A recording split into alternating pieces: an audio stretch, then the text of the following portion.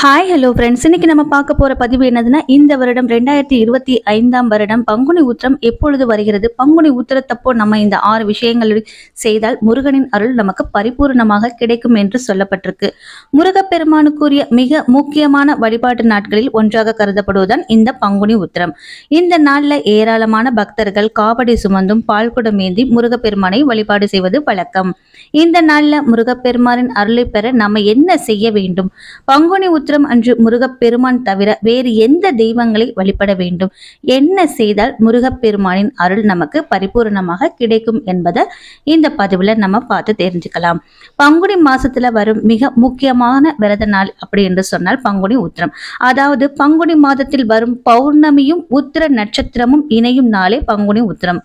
பல தெய்வீக திருமணங்கள் நடைபெற்ற நாளாக இந்த பங்குனி உத்திரம் கருதப்பட்டாலும் இது தமிழ் கடவுளான முருகப்பெருமானுக்குரிய நாளாக, அதாவது முக்கிய விரத நாளாக கருதப்படுகிறது.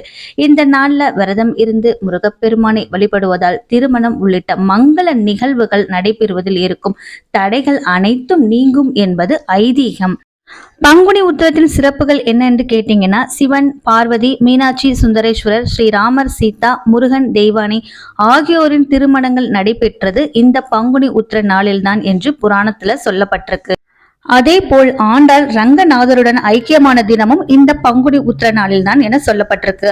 அதனால் இந்த நாளில் எந்த தெய்வத்தை வழிபட்டாலும் அவர்களுடைய திருமண வாழ்க்கை மகிழ்ச்சியாக அமையும். திருமணம் ஆனவர்களும் இந்த நாளில் விரதம் இருந்து வழிபாடு செய்யலாம்.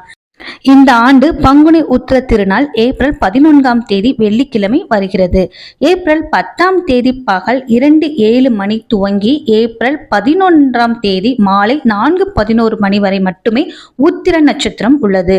ஆனால் ஏப்ரல் 12ஆம் தேதி காலை 4:13 மணிக்கு துவங்கி ஏப்ரல் 13ஆம் தேதி காலை 6:03 வரை மட்டுமே பௌர்ணமி திதி உள்ளது.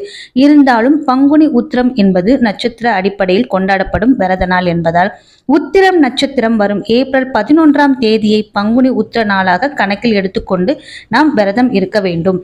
பங்குனி உத்திர நாளில் முக்கியமாக 6 விஷயங்களை செய்தால் முருகப்பெருமானின் அருள் நமக்கு நிச்சயமாக கிடைக்கும் என்பது ஐதீகம். பங்குனி உத்திரத்தன்று செய்ய வேண்டியவை: ஆலய தரிசனம். முதலாவது ஆலய தரிசனம். பங்குனி உத்திரம் அன்று கோவிலுக்கு சென்று சிவன், பார்வதி அல்லது முருகன், தெய்வானையை வழிபட வேண்டும். அங்கு நடக்கும் திருக்கல்யாண உற்சவத்தில் கலந்து கொள்வதால் செல்வ வளம், மகிழ்ச்சியான திருமண வாழ்க்கை, தெய்வீக அருள் ஆகியவை கிடைக்கும்.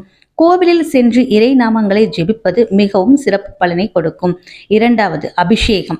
பங்குனி உத்திரம் அன்று கோவில்களும் நடக்கும் அபிஷேகத்திற்கு வேண்டிய பால், தேன், தயிர் போன்ற பொருட்களை வாங்கி கொடுக்கலாம்.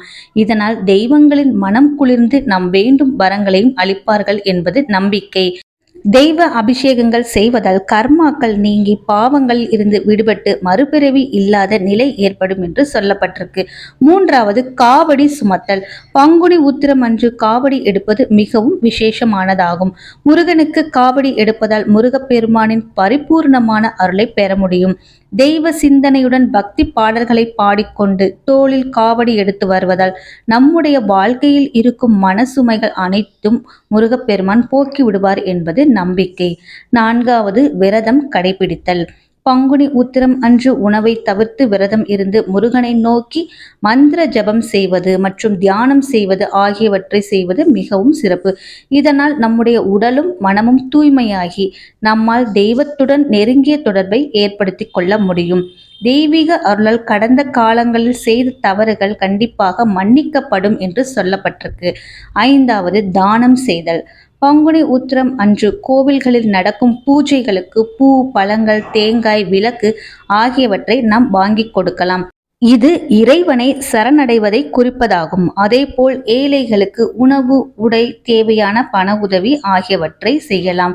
இதனால் நம்முடைய கெட்ட கர்மாக்கள் குறையும் என்று சொல்லப்பட்டிருக்கு. ஆறாவது மந்திர ஜபம். இந்த நாளில் மந்திர ஜபங்கள் செய்வது, புனித நூல்களை வாசிப்பது, தெய்வீக கதைகளை கேட்பதும் புண்ணியமான பலன்களை தரும். குறிப்பாக திருப்பாவை, திருவெம்பாவை, கந்த புராணம் உள்ளிட்ட தெய்வீக நூல்களை நாம் படிக்கலாம். குறிப்பிட்ட எண்ணிக்கையில் குறிப்பிட்ட தெய்வத்திற்குரிய மந்திரங்களை நாம் ஜெபிக்கலாம்.